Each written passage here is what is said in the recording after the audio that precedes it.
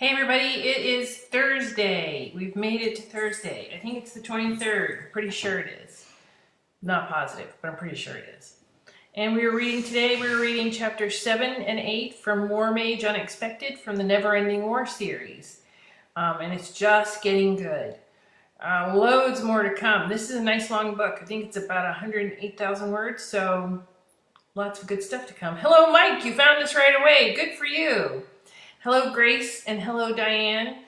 So we're going to read chapter 7 and 8. Leela and Lois are both behind me, but Lois of course is looking out the window just daring someone to walk by. So we may hear from her before we're done. Happy Thursday everyone.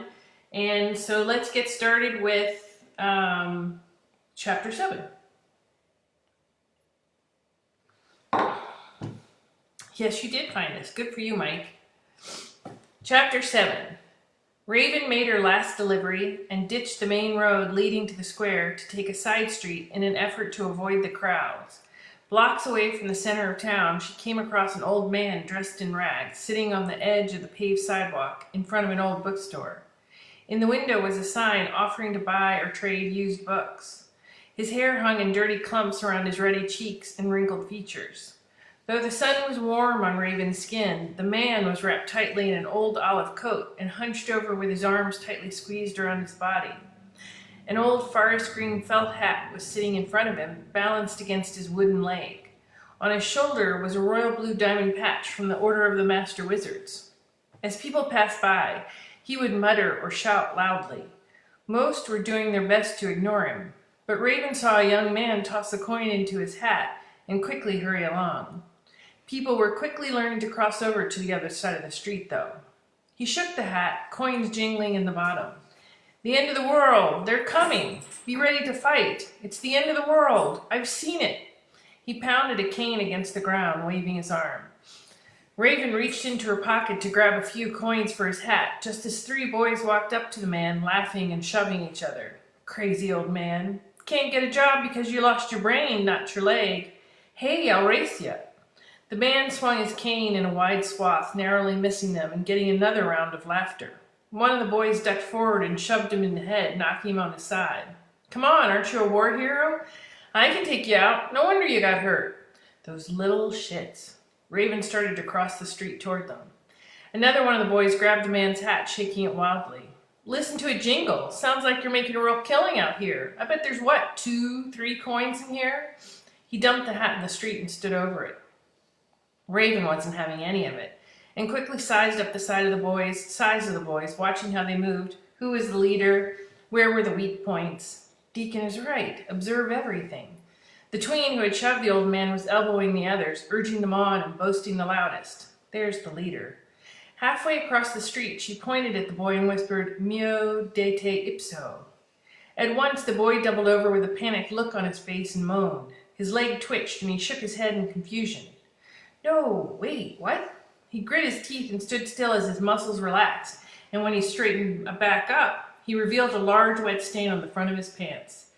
Dude, one of them shouted, pointing and laughing. Really? Did you just wet your pants? I don't, The young man turned red in the face, clenching his fists. He growled at the old man but sprinted away, shouting he'd be back. His friends laughed and jostled each other, taking off in a different direction. He was pushing himself back up into a seated position, brushing off the dirty jacket and using the cane to get himself up to standing. Raven quickly retrieved the hat and set it down in the center of the coins, quickly picking them up using her one good arm. One of the silver coins had rolled a few yards away. She walked over to the coin, only to be beaten out by another young man who smiled as he bent over to pick up the coin. The young man flipped it, caught it in his palm, and was about to tuck it into his pocket when Raven gave him a stern look. Hand it over. She extended her hand and glared at him. The man took a step back and attempted to walk past her, smiling a toothy grin. Have to get a little faster if you want to get ahead. You're not from around here, are you?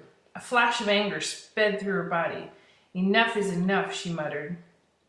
She squeezed her eyes shut and summoned some of her energy, letting it pour into her hand, ignoring the increased level of pain in her other arm, radiating down from the shoulder. She grabbed him by the back of his neck, letting the energy pulse through him, making his eyes widen and bulge out in surprise as his chest tightened and he gasped for air. Didn't your mother raise you not to take something that isn't yours? Fork it over. She quickly let go and let out a rush of air, stumbling back a step. She caught herself and stood firm, waiting for the young man to turn over what didn't belong to him. What did you just do? Never mind. He saw the look of determination on Raven's face, despite the sling on her arm. His hands trembled as he slipped the coin out of his pocket and handed it to her. He took off at a trot, his hand on a knife sheathed at his side that she had failed to see at first. She froze for a moment and thought about what everyone had been saying to her all day long. Having power is only the start, she muttered. She walked back to the old man and handed him the coin as he looked up at her with a cocked eyebrow. You got lucky, he said. Only reason he didn't use that knife was you surprised him with that move. Raven went back for the hat and handed it over. It's been a long day. You have a lot of them? Might want to consider meditation. He rubbed his nose on his sleeve, pulling the hat closer. Pretty good with a spell. Didn't even see you say anything. He was watching her closely, tilting his head to the side, like you were just thinking about it. The man began humming to himself, tapping his teeth with a dirty fingernail. Raven nodded and started to walk away when, in a flash, he reached out and grabbed her by the arm. Hey, what are you doing? Startled, she fell back against him for a moment, the smell of sweat and grass rising off him. The man grabbed her wrist, pulling her closer till she was looking him square in the eye. His hot breath was right in her face. Seriously, I like my personal space all to myself, and you're going to need to let go. Raven pulled back, and he reluctantly let go. You have to hear me, he bleated. I can see you're special. You could help. They think I'm crazy, but I'm not. I have seen death, stared at it right in its soulless face. Evil like that can't die. It's coming back. Your magic could help us. It's strong in you. I saw that. If we're not prepared, it truly will be the end of the world. He jabbed her hard with his finger, leaning on his cane. Or at least the end of us. Raven pulled back in horror at his shouting, looking around to see who had heard his rants, but no one was paying him much attention. She took a step closer to him. Are you okay? They're coming back. Watch the horizon for a red sky. The old telltale warning. The fight isn't over, and your kind will have to lead the way this time.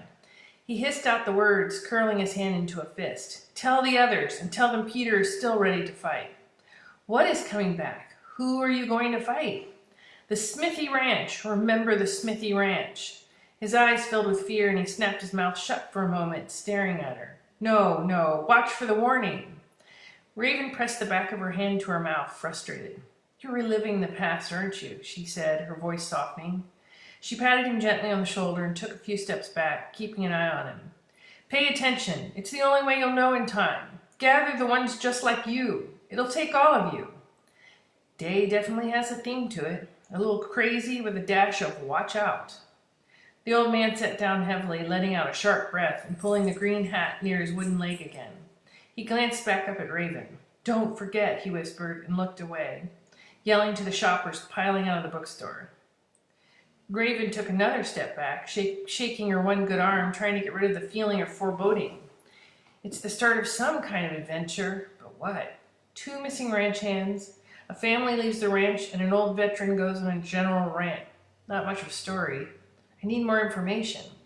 She turned slowly to go back up the road to the wain. I'm in Albany, right? She muttered to herself. When she reached the wain, Deacon was sitting on top of it, tapping his foot, and Presley was untied, gently tugging at the reins. It's about time. What took you so long? Did you get lost in your hometown? He let out a laugh and slapped his knee. Good one. Raven stared forward. No, just was talking to an old man and... No use in explaining it, she thought. I took a break. My shoulder was bothering me. Not entirely a lie. They rode back mostly in silence, Deacon occasionally pointing out a 6-point buck running behind the third layer of trees, or a fox darting back and forth. Raven tried to pay attention, but she was still going over all the pieces, trying to make sense of it. By the time they arrived back at the ranch, the other hands had wrapped up the day's work. Raven collected the payments as Deacon walked Presley back to the stable. Thanks for your help today. Much appreciated, he said, leading Presley away. Raven gave a weary wave of her hand, and with pockets heavy from coins, she walked into the house. Her grandfather was sitting in the kitchen, smoke wafting from the pipe hanging out of his mouth. Hello, granddaughter. How did the deliveries go? Good. Nothing too unusual. There was a draft in the center of town. She unloaded the money onto the table, letting a few of the coins roll in a circle and land near the edge. Connor smiled, not looking up at her. Really? Early this year. Thanks for keeping Deacon company. That couldn't have been easy. He finally looked up at her. You look worn out. Go lie down.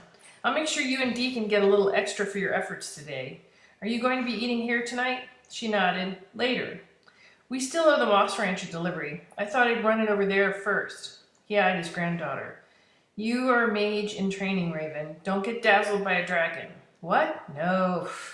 She batted the air in protest. Just be careful and get back before dark. School tomorrow. That's not long from now. There's not enough time. I promise. If it gets dark, I'll get William to walk me back. Connor gave in reluctantly. Stay safe and don't go near the wall. He shook his finger at her, quickly looking back at the receipts. Remember what I've taught you. Not just magic, but how to fight. I know, balance and everything. That way you're never completely caught off guard. I remember. She headed to her room before he could say anything else and went to the box she kept under her bed.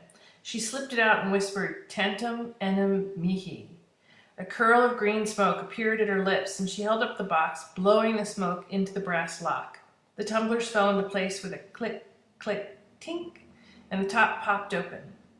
Raven flipped the top and pushed aside a faded green patch, some trading cards with drawings of great witches from the past, and sprigs of rare blue bellum blossoms. There it is, she said, satisfied. She grabbed a short dagger in its sheath and carefully shut the box, listening for the familiar click, click, tink, before sliding the box back under her bed. The spell was complete. She walked back down the hall and stopped for a moment, looking toward the kitchen. She looked at the dagger, her jaw set, and went into the small room, laying the dagger down on the hammered metal kitchen table. Another family heirloom from a long time ago. Armed and ready, Grandpa. Can even wield it with one good arm. Good idea. Strange times and still no sign of Isaac. Try your cloaking spell on the way. That one could use some practice. He hesitated like he wanted to say something else and stopped himself. Back before dark, or you make William walk you. She reached the Moss Dragon Ranch and walked through the gate, scanning the area for William. She headed for the two-story house set in the middle of the ranch to see if he was already eating dinner. Hey, isn't trespassing illegal? Raven looked over her bandaged shoulder to see William standing there with a large leather saddle slung over his shoulder. On the side was the Moss Ranch brand, 2 M's intertwined, burned into the seat of the saddle. I'm headed to the dragon pens. Want to come? He grinned, waving at her to follow him. Dumb question. I see how you look at them. Come on, you can also meet my stubborn new friend. Raven momentarily forgot the pain in her shoulder, walking and chattering along beside William. All the news she had come to tell him got pushed to the back of her mind. She was headed to see dragons. William glanced at her wounded right shoulder. How's the shoulder? Still attached and kind of functioning, which is more than I would say for the elf's arm. William laughed, adjusting the saddle on his shoulder. Not surprised. Are there elf parts all over your pasture? No, but you could follow the trail back to his lair. William nodded, smiling. You managed to hold on to your mother's pin. Well done. I hear they love shiny objects almost as much as goat meat. Raven rubbed a finger over the ruby stone. I took some extra elf flesh for his attempt at ripping that off me. Of course you did. Come on, WarMage, help me open the gate. You able to manage that with one hand tied in front of your back? So funny. Keep your day job. I'm not a WarMage, she said, pressing her lips together. Everyone knows they passed out of existence some years ago. I'm barely a mage of any kind. Raven moved the heavy levers to open the tall gate, pushing her weight against the oversized locks and digging in with her feet. The wheels and gears let out a loud series of clicks, metal scraping against metal. A dull ache bloomed in her injured shoulder, but she refused to let William see her grimace. They got to a large open area, far enough from any other buildings or trees to a pen housing the dragons. They stopped at a stall with a dragon the size of 3 horses. The young male was a large beast, but still small for a dragon being trained for battle. William laid his saddle over a wooden stand and carefully opened the stall, cautiously approaching the blue and silver dragon. William held up his palms at the beast, and the dragon sat back on its hind legs, wrapping its long, scaly tail around its body. He snorted, "You may enter." "Okay, Fallon, time to show our company what you can do. Easy, boy." Fallon clawed at the ground and fluttered his thick, leathery wings, steam pouring out of his large nostrils. Raven got up on a stool to look over the stall, leaning against it. His skin even shimmers, she said, rapt. William deftly moved a harness over the dragon's head, gently petting his neck. The overlapping scales along his neck were the size of William's large hand. He'll turn a deeper blue as he ages, he said in a low tone, keeping his attention on the large beast. Okay, back up so I can lead him to the ring, and then we can have a little fun. Raven hopped down and backed up down the large middle aisle, open to the sky till she was at the far end. William opened the gate and led Fallon out of the stall. They got clear of the door, and Fallon suddenly pulled at the reins, rearing back on his hind legs. Whoa, okay, Fallon. William hung onto the reins, rising up onto his toes to stay in control. Fallon breathed out a stream of fire, stretching his neck as the blaze harmlessly rose into the air. He curled his neck around and looked directly at Raven, his large hazel-colored eyes blinking calmly as he stared at her. Who is this? He demanded. Raven Albee, nice to meet you. Should have known. One stubborn magical creature recognizing another, snorted William, still hanging on. Never seen Fallon look at anybody like that before. The dragon suddenly roared, baring his teeth, and William jerked down the reins. Okay, we know you're tough. Let's head to the ring. Raven watched, mesmerized, as William led the dragon to the ring and left him tied with a long leather tether in the very center. Raven climbed up onto the fence and took a seat, her breathing shallow as she watched the dragon paw at the ground. William waved his hands in different directions, making different patterns as the dragon responded, taking flights and landing again, turning left or right. What do you think? He shouted to Raven as Fallon circled overhead. Raven grinned and whooped and cheered. Ha! Careful, or my family will wonder if an Albee is trying to horn in on the dragon business. Please, I think your family likes seeing me here more than they like seeing you. If you think that's the case, then go train me some dragons and make your presence worthwhile. She laughed, rocking her head back. Coming along, he's young yet and stubborn. I haven't been able to stay on him yet. We like to pen the juveniles away from the main pasture while we work with them. Check this out. William waved his hand and the dragon reared back, tilting his head to the sky, unleashing a mighty roar that shook the gate of the pen. Raven felt it underneath her in the fence. Good boy, cheered William. He's small. You call that small? But he packs a good punch. Hang on, I'm going to let him out to the rest of his clan. The young man led Fallon to another gate on the far side of the pen, pulling it open to let them walk down a long, fenced-in path. Raven hopped down and followed them around the outside of the pen. The gate at the end of the path opened into a large 10-acre pasture. Move to the side, yelled William. You don't want to be in their way when they come barreling through here. Raven stepped away from the path as William put 2 fingers in his mouth and let out a long, low whistle. The dragons bounded down the rest of the path, its feet shaking the ground violently with every step until he reached the open area. Once through, he roared again, and 2 full-sized dragons, double the size of Fallon, trotted over to greet him. Is that his family? Raven pointed to the larger dragons. In a way, dragons run in packs, and they're very loyal to each other. Here comes a few more. They're known as clans once they bonded with each other. Fallon is slowly being adopted into this clan. He pointed off into the distance. If you look really carefully, you can see 2 other groups spread out over the acreage. Some of them are blood related. There are mothers nursing their young, and fathers teaching the little ones how to survive. He looked back at Fallon and the cluster of giants. Fallon is an orphan. He was found abandoned in a deep mine shaft. We don't know if he was dumped there or fell in. He was too young to get himself out. He pointed to the right wing and a barely visible red line along the ridge of the wing. Didn't help that his wing was broken, but we got him out and took him back here. He's been growing into a permanent part of this clan. Aren't they all stuck in here? How do you keep them from just flying away? William laughed. Training and an ancient spell passed down through the generations that covers this land. It's a combination of the two so they can roam free on the property. I teach them to obey commands, but they still have their instincts and their own natural inclinations. It's like we make an agreement to work together. It's wise to always remember they're wild animals, and they still operate like they would on the open plains or the mountains. Dangerous and cunning, but familial. Frankly, sounds a lot like my uncle's family. Raven was impressed. That's actually pretty smart. They're very smart creatures. That's what makes them so hard to train sometimes, but we do our best. What's that over there? She pointed to a black, charred portion of the pasture. William frowned. Let's go take a look. Just keep close to me. The two of them walked over to the burned pasture as two of the dragons lifted their heads and watched them intently. They approached the blackened grass, and Raven raised her eyebrows, nodding with a satisfied smile. Nice. She gently touched her injured shoulder. Lying in front of them was a charred, blackened skeleton with a curved spine and thick skull. That's an elf, isn't it? William laughed. I told you we don't get many elves. This is why. Every once in a while, one of them sneaks in through here. These guys don't tolerate intruders. That's why I told you to stick with me. But they can tell an elf is not friendly, so they took care of this one. Raven felt a blast of warm air on the back of her neck. She turned around to see two blue dragons towering over her, squinting their deep green eyes as they leaned over and inhaled her scent. William? It's okay. I can get them to leave.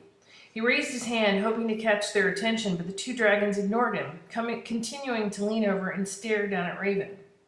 Who is this creature? Smells like a mage. The dragon tilted his head from one side to the other. His voice emanated from deep inside his chest.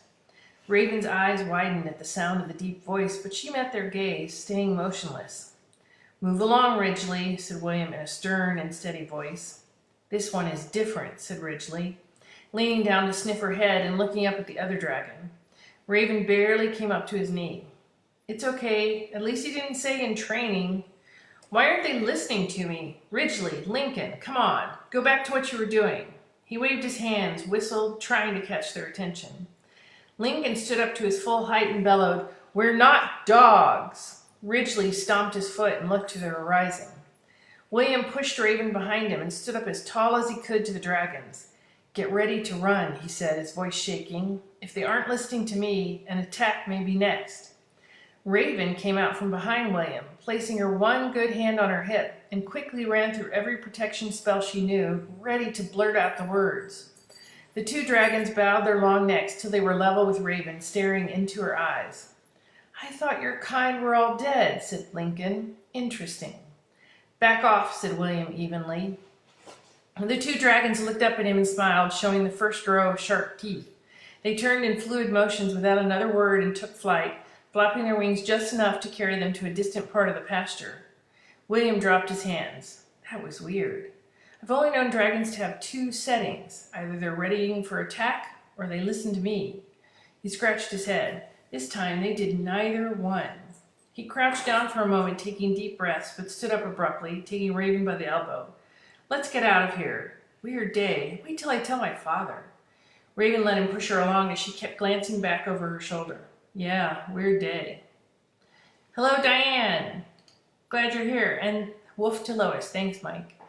Okay, so chapter 8. The two of them hurried down the path and out the pen as William closed the gate. That's about as close as anyone can get to a curious dragon without winding up like that skeleton in there. Especially if you don't know how to handle them. Raven shrugged. What's there to handle? They can talk to you. He turned and looked past the pen at the dragons off in the distance. Yeah, when they choose to, but never forget, they're not harmless, that's for sure. I'm a pretty solid trainer, and even I get knocked around from time to time. See this scar? He held up his tunic and showed her a scar along his belly. We were just playing around, and the dragon let out a small breath of fire. It doesn't take much to get hurt by a dragon. Really funny until someone gets hurt. You were going to say cry, weren't you? I didn't cry. You did, didn't you? She gave him a crooked smile, arching an eyebrow. A dragon tattoo. Wow, said Raven, pursing her lips. That had to hurt. Hardy har, Albie. Cost of doing business. My dad has a lot more of them. A dragon gets excited, everyone's playing, all fun and games until something big sneezes. Boom, you get tagged. That's rough. Be glad you're a mage. Don't worry, I'm not going to say it. Mages get hurt too. Hiccup during a spell and watch your foot grow roots, or your dog turns into a toad. And then they're stubborn. You're not back to talking about me, Archie, are you? William smiled and gave her a wink. Very funny. Every dragon has an independent streak, and why not? They're larger, faster, can fly and breathe fire or ice, and that's the short list of their powers. I can carry a tune, know a few spells, and I can train a willing dragon. But sometimes we get a dragon who can't negotiate. We have one of the worst right now that I've ever known. Come on, I'll show you. William led Raven across the ranch to the other side of the land where a large pen had been constructed. She did her best to keep up, feeling the adventures of the day starting to catch up with her. Her arm had become almost useless and her back ached. They got to the pen, and lying in the middle in a bed of clean straw was a young dragon with a long, slender body. Its bright red scales reflected the low afternoon sunshine. When he heard the two of them coming toward him, he rolled onto his stomach. William paused, sticking out his arm to stop Raven from walking.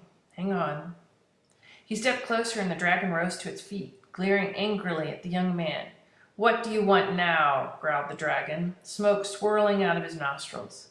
William held his hands high to demonstrate that he was not a threat to the beast. "Came by to check on you, Leander." "Man-made names. Useless." The dragon charged at him, stopped only by the reinforced structure of the pen. He crashed headfirst into the pen, and the metal creaked at the pressure of his weight.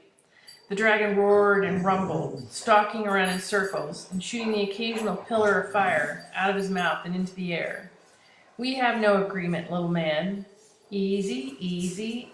William tried to get a little closer to the creature, but Leander ran to the front of the pen and swatted at him, stopped again by the enclosure. "You're wasting our time. Eventually you will tire, and we will finally part company. Save us both some time and open the gate now." "We need each other, Leander, you know that. I can't just let you go. Besides, we can teach you just as much about controlling your abilities and honing them if you'd just let me show you." Leander turned his back and curled his tail around his body, ignoring William. William shook his head. "See, this is what dragons can be like. His name is Leander, and he has every bit the wild nature of a feral dragon." "You still think you're in the middle of training this one? Seems like he's got different plans." He shook his head, disappointed. "We've been trying to train him for months. He barely talks to me, and he's right. He can outweight me, and if he won't listen, we won't be able to keep him."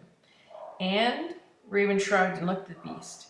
"They go back out into nature, right? Big deal. You have wild dragons and you have trained dragons." William raised his eyebrows. "It's not that easy. Dragons in this part of the world are bred on ranches. Can't have a 2-ton, fire-breathing beast flying over the countryside. We wouldn't last very long. So if they aren't responsive to instruction, then they need to be released in a controlled way." She crossed her arms. "What does controlled mean?" "It means we have to keep the kingdom safe by clipping their wings and preventing them from flying anymore." Raven scowled, her eyebrows knitting together. "I don't understand. How could you do that to such a noble creature? It can talk to you, can reason with you. Their own kind of reason. We breed dragons for utility, and if they don't fulfill that utility, we can't keep them. There's not enough room, enough feed. These dragons only know captivity, and I use that word loosely. If they could fly, they would be the top of the food chain, and we would be somewhere under them." He bent down to scrape mud off the bottom of his boot. "Like the swarm." William jerked his head up, narrowing his gaze. "Not the swarm again, Raven. That's a children's fairy tale these days. Or the start of an adventure. You're just a mage in training, Raven. I know you don't like to hear it, but your adventure is right here, going to school. Focus on what's right in front of you, like this dragon. Leander is a good dragon, but I have to get him to listen, or the kingdom will insist on clipping his wings. I only have a month till his trials. Focus on that. That's actually real." Raven saw it was pointless and looked at Leander. He was staring back at her, the same look the 2 large dragons had given her. "Is it the wound in my shoulder?" "Okay, you win this round, but why can't you teach them to be our allies? We saw the clans over there teaching each other." "That's instinct mostly." "But then you clip their wings and take away their ability to fly? That's barbaric. Don't they have rights?" "The kingdom has rights. Raven, how long have you known me?" He walked a distance away from Leander. "I love these creatures. We all do here. We do our best to take good care of them, and we train them with respect because we want them to thrive. Letting them out into the wild to do whatever they want would be irresponsible and dangerous. And clipping their wings isn't?" She started to raise her voice. "That's cruel. We clip their wings and take them to the valley of the flightless dragons." William walked to a nearby shed where he picked up a long pole with a hook on the end and hung it back on a peg near the door. The wall was lined with different training implements, all oversized to be used with dragons. It's a safe place where there's plenty for them to eat, and there are other clipped dragons for them to form new clans. It's a humane solution for dragons who can't, well, work with us. The valley is separate from most of the lands out there, and everyone leaves them alone. There are severe penalties for trespassing and messing with the dragons. "Can we see it? How far away is it from here?" He pointed to the south. "It's far outside the kingdom, way over the wall on protected lands. It's not hard to get to if you have a good dragon to ride out there. You've never ridden a dragon before, have you?" "I can figure it out. Let's go." William hesitated. I don't know. Dad will tan my hide if something happens to you, and you have that wound. You've only got the one good arm. I can ride in front of you, Raven said in a rush, a buzz of excitement filling her belly. That would be safe, wouldn't it? I'll have to make sure we've got a dragon that's well trained and well rested, because we can't land anywhere on the outlands. One that will communicate with me. They have to make it there in one shot. They walked to a massive barn where several grown dragons were peacefully lounging in their pens. William walked up and down the line of dragons, staring at each of them and glancing at the notes hanging on each of their gates. How are you feeling tonight, Teo? Are you up for a long flight? The silver dragon rose to his feet and fluttered his wings. I was born ready. Will your parents have a problem with us going outside the wall? Asked Raven. He shook his head. They know I take every precaution, and I only go out to visit the flightless dragons. It's a safe spot, and we should make it back before dark. He walked to the opposite side of the barn and grabbed a large saddle with straps that were dozens of feet long. I just have to saddle these up and grab a few things, then we can go. We'll have to hustle, though. I don't want to be out after the sun goes down. Of course not. And I made a promise, thought Raven. William took the saddles into Teo's pen, and the dragon turned to offer his back for the saddle. In minutes, William had positioned the saddle on the back of the beast and strapped it underneath him. He gave the creature a tender pat on the head, and it sat back down again. Thank you, Teo. Okay, Raven, you ready to get on your first dragon? She walked into the pen tentatively. So, what do I do? Climb aboard, mage, said Teo, turning his head to look at her. He nudged her with his large head, streams of frost coming from his nose. Raven reached out a hand and touched the immense snout, feeling the cool, smooth scales that moved independently of each other. You want to do it? Just grab the reins like this, and you'll lead him out in the open where he can spread out his wings. William opened Teo's pen and let Raven lead him out, giving her an encouraging nod. Her hands tingled with a surge of energy buzzing through her. Once you get on, Teo and I will take care of the rest. That's what a well-trained dragon and his rider can do. Raven walked next to Teo out of the barn, loosely holding onto the reins as they got out into the open field. Once they were clear, Teo stretched and extended his long wings out to his sides, unleashing a loud moan. Feels good to be free again. Raven felt a rush go all the way through her at the sight of the tall beast unfolding his wings. Teo lowered his body to the ground in anticipation of the riders. Raven nodded, grabbed the handles on the straps of the saddle, and put her foot in a stirrup, climbing up the beast's back. She squeezed the reins tightly as he stood up, unsure of her stability. William climbed up behind her and reached around to take the reins. Trust the saddle. It's not going to go anywhere. Loosen your muscles and relax. A dragon can always tell when you're stressed, and it affects them too. They can even smell it. Just enjoy the ride and follow me. Look, storm clouds in the distance. Will that affect a dragon in flight? William narrowed his gaze, looking to the horizon. Everything affects flight. Rain can be a real problem if it's coming down hard enough. It can affect the stability of an immature dragon. Okay, hold on. With a tug of the reins, William led the dragon up into the air, the large wings flapping hard till it caught a current of air. Within seconds, they were soaring high above the land, the ground quickly passing underneath them. The wind rushed into Raven's face, making her gulp for air as she peered over the side at the passing great wall. William dipped the right wing, taking a wide turn that practically tipped them sideways. Raven held on with her knees, tensing for a moment until Teo looked back at her and she made herself let out the breath she was holding, relaxing back into the saddle. They flew out past the ranches, dipping in and out of the clouds, soaring over farmland, till they finally got closer to the mountains. William pointed down to a long stretch of valleys surrounded by the mountains. That's the valley of the flightless dragons, he said into Raven's ear. Down below in a valley that stretched out between two distant mountain ranges that curved around to cradle the green, lush land were dragons of every color and size. Raven leaned over Teo's neck to get a better look, taking in the view. I've never seen anything like it, she gasped.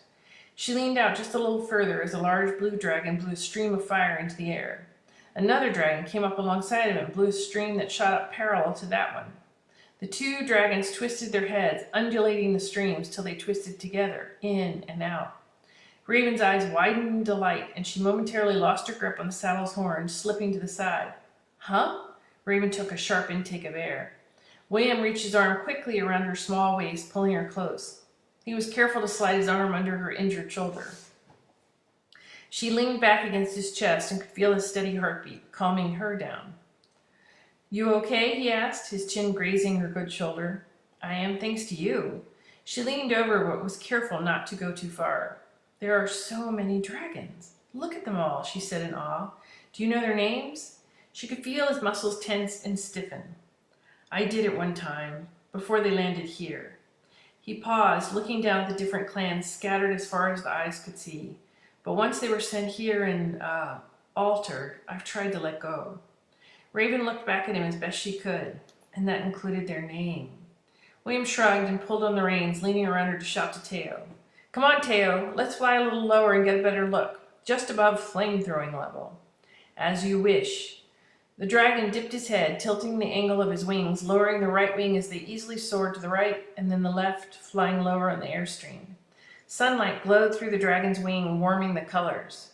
Put your foot out on the wing, yelled William, the wind blowing back his hair. Then you can lean out safely and see one of the most beautiful things on this earth. Raven put her foot out and gingerly pushed against the wing. Teo lifted his long snout and blew out a stream of ice. Raven startled and pulled back her foot, making William laugh. Teo's just showing off. The dragon looked back and smiled, sharp teeth showing in the gap. Raven put her foot back and leaned to the right, the wind pushing in her chest. William's arms still comfortably around her waist as she leaned over to watch the sun sparkle off their scales. I wish I could be somebody else, Raven muttered, almost too low to hear. You're still a mage, Raven. It was her turn to grow tense. With a tug of the reins, the dragon prepared to land in the valley. William guided them both down on the near end for a perfect, gentle landing. He climbed off and grabbed a bag of feed for the dragon. Let me help you off. We're not going to go much further than this anyway. He held out his hand for Raven and waited. Why not? She took his hand and swung a leg over, sliding neatly off the saddle. Remember Leander and that undercurrent of hostility? Clip his wings and you have just over 100 dragons all gathered in one place. The valley is full of them, and they don't care for visitors, particularly our kind.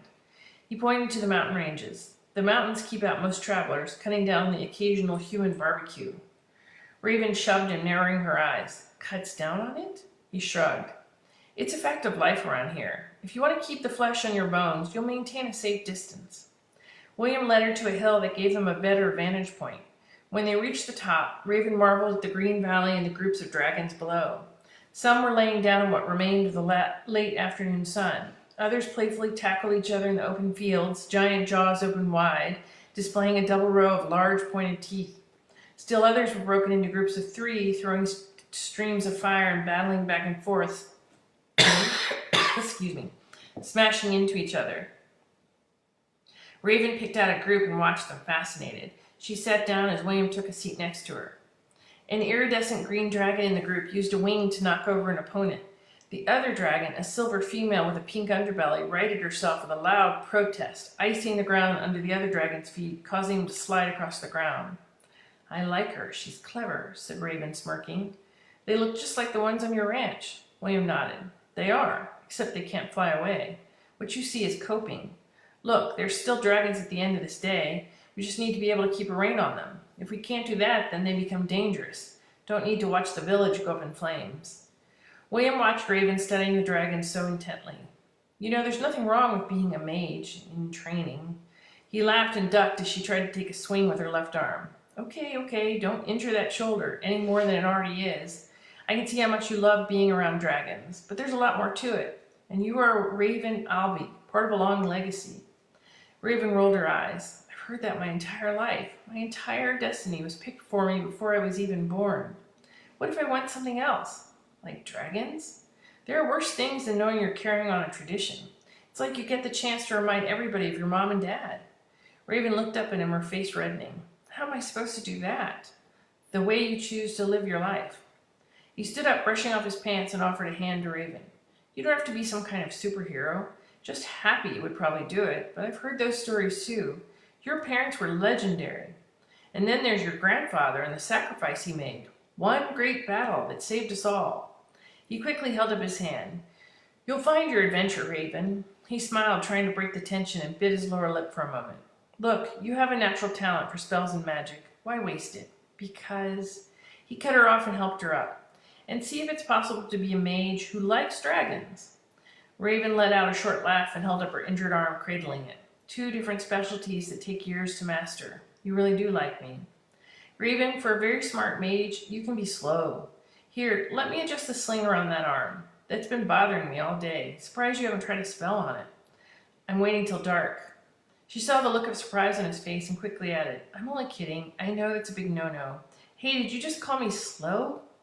You'll have to figure that one out for yourself, Albie. Go get your fill of watching dragons. I'm going to go check on the feed bag. If you want to hang here for a few minutes, go for it, but the sun is starting to set. We need to get home. He walked back down the hill to Teo, while Raven watched the dragons in the valley far below. A roar erupted from down in the valley, startling her, and she looked back toward William, but he was already gone. She looked off to her right and saw a smaller female dragon whose wing was caught in a thick patch of briars. The leathery wing was already wounded, and small drops of blood had appeared. She roared, stomping her feet and burning the bushes, but couldn't free herself. Nobody's helping her out. Help me, the dragon called out, but the others were too far away, and she began to panic, pulling her wing, causing further destruction. Raven gauged the distance between the trapped dragon and the other clans and didn't hesitate. She slid down the hill and ran as fast as she could to the trapped creature, pressing her injured arm against her body. The dragon roared in anger when she saw Raven running at her and threw a line of fire to warn her. Back off, she cried out.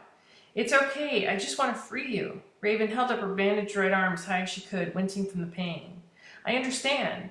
I fought off an elf and won. Let me help get you free. She carefully took out the dagger from its sheath and held it up. See, this is the only weapon I have.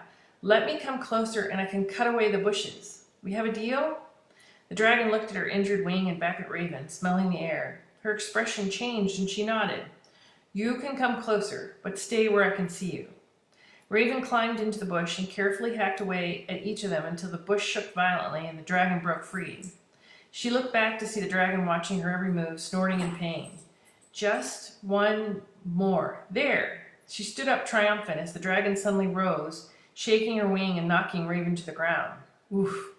Her shoulder hit the solid ground, making her shut her eyes till the wave of pain and nausea passed. Raven opened her eyes, sweat appearing along her forehead. She looked up to see the dragon leaning down and staring at her, just a few feet from her face. She got up onto her knees and raised her hands. Oh, that's not good. Two large male silver dragons had sauntered over with menacing looks on their faces, snorting and pawing the ground.